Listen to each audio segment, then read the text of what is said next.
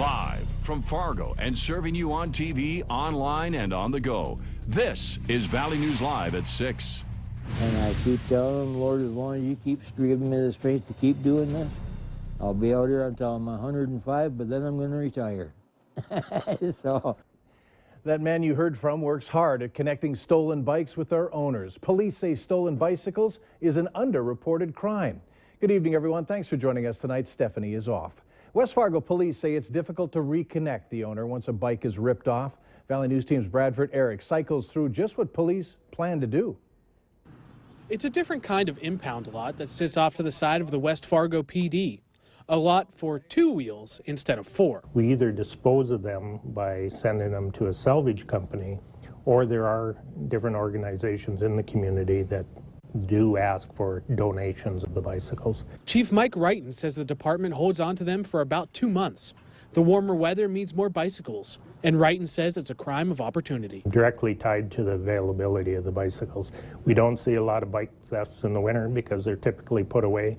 We see the bike thefts in the summertime when they're left out in the open and not secured. But if the bikes don't end up here, they turn up here every so often. A lot of times people will dump, especially if they steal them from down by the pool here or any place else, they dump them off in my yard. It's hard to walk around Keith Schoen's property and not see a bicycle. Here's some of the rest of them. He's dedicated the last 7 years or so to fixing them up, selling them, or donating them to the needy around the world, often trying to reconnect stolen ones with the rightful rider. If it's their bikes, they can stop and claim them. And he's been successful many times in getting them back to the owner, just like the folks at the Great Northern Bicycle Company. Almost all bikes that are stolen aren't locked. They're sometimes set aside just for a minute or just while they run into the store. Lock your bike. Always lock your bike. Bradford Eric, Valley News Live. In Moorhead, police say they've got several hundred unclaimed bicycles and plan to hold an auction at the end of April. In Fargo, police report about 60 to 70 bikes impounded, and they most likely will be auctioned off by a third party. People can't wait to hop on Fargo's new bike share program, that according to organizers. It's still chilly, but more than 50 people in the community have already purchased memberships.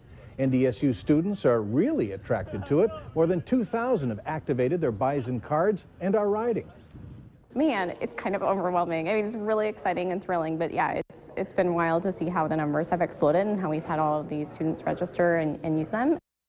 Curry adds this year's program launch is likely to be the earliest they will ever be open for business.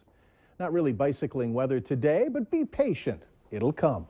Let's go over to Hutch with the latest on tonight's conditions. And Hutch, some flurries possibly? Friday, flurries in the forecast for Fargo as we enjoy hockey here in the Southern Valley. Radar showing right now that a band of snow is moving through. Not very much is actually reaching the ground as of yet, but I was just outside moments ago, and we do have a few flakes drifting down. Some viewers, well, they're reporting some flakes moving in towards Kindred at this hour, as well as the Grand Forks area, seeing some snow.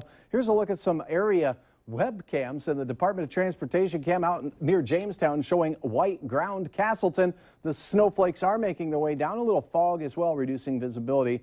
And it looks like we have some more significant snow up to the north on I-29 near Cavalier, where the tornadoes are probably enjoying a little bit of flaky weather. Here's a look at what's going on with our planner. Dropping into the 20s, light southeast winds, and Mike, a couple of Friday flakes. Be careful when you start mixing team nicknames with weather descriptions. It is, but I enjoy the Cavalier tornadoes. I understand. It's fun to say. All right, thanks. Yes.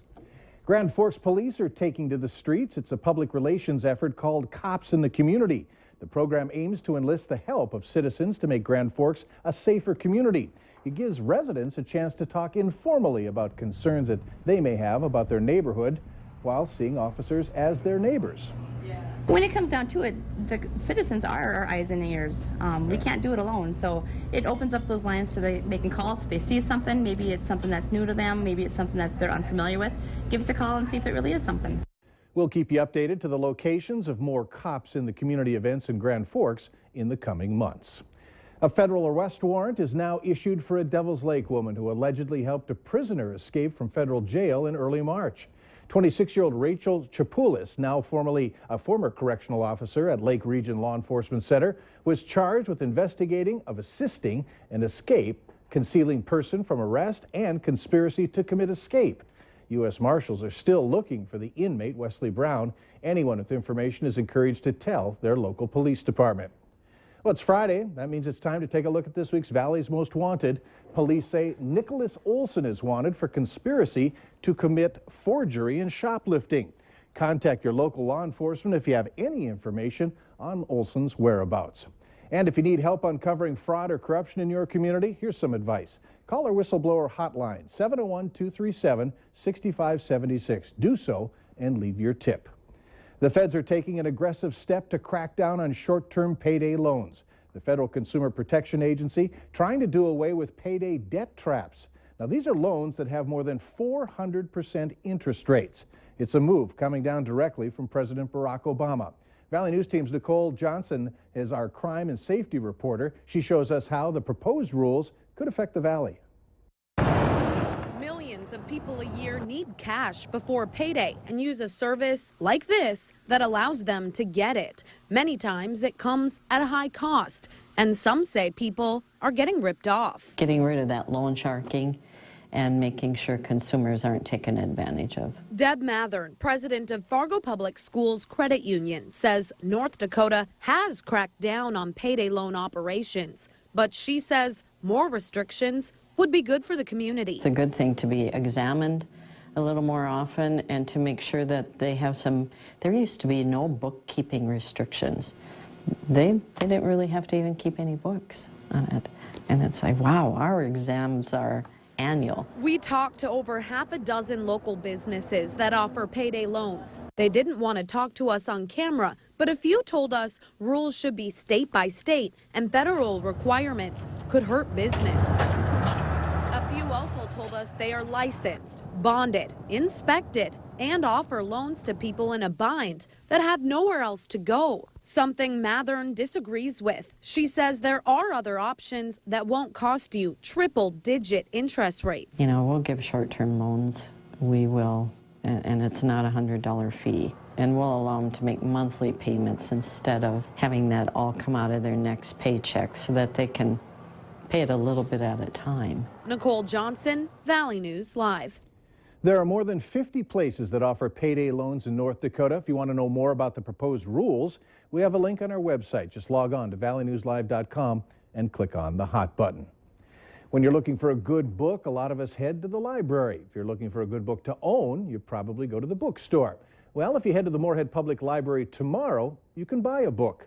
The used book sale is on. It's sponsored by the Friends of the Moorhead Library Group.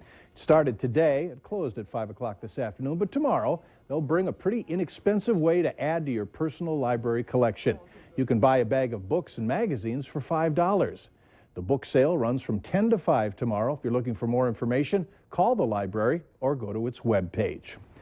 Mirror-like rainbow colors, brilliant chrome, great Corinthian leather. A combination fit for a 1933 Ford? Well, there'll be lots of cars like that and others. Today is setup day for the Toppers Car Club's annual show in West Fargo. The Toppers and their guests are putting final touches on these very special and uniquely personalized vehicles for tomorrow's opening. It's an event that has been a fixture in this community for nearly 60 years, though a couple shows were interrupted for another spring fixture, flooding. A lot of people are getting more and more enthusiastic about building cars, and everybody kind of wants their old high school cars, you know, back, and it's getting to be bigger and bigger. Basically, we call it a sport, you know. But for the most part, yeah, I mean, everybody's gets something they like and they enjoy it. That show also features special guests from the History Channel, Kevin and Mike from Counting Cars, and Kelly and Rick Dale. Show hours are 9 till 8 tomorrow and 9 till 5 on Sunday. It's located at the Veterans Memorial Arena in West Fargo.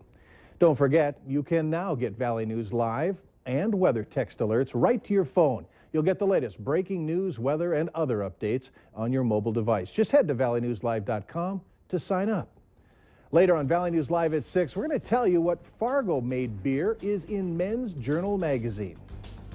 And some snow brewing as we head into the evening, but it does look like we could have some cruising weather this weekend. I'll have details in your forecast coming up next. You're watching